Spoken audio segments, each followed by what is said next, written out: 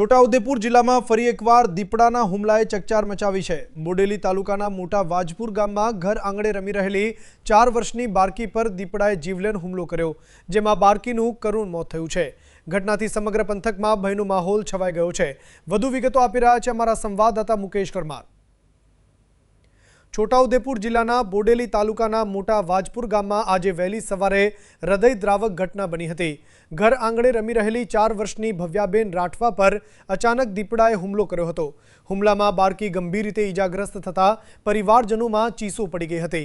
તાત્કાલિક બાળકીને સારવાર માટે જાંબુઘોડા સામૂહિક આરોગ્ય કેન્દ્ર ખાતે ખસેડવામાં આવી હતી, જ્યાં ફરજ પરના તબીબે તેને મૃત જાહેર કરી હતી। ઘટનાની જાણ થતાં વન વિભાગની ટીમ તાત્કાલિક સ્થળ પર દોડી આવી હતી।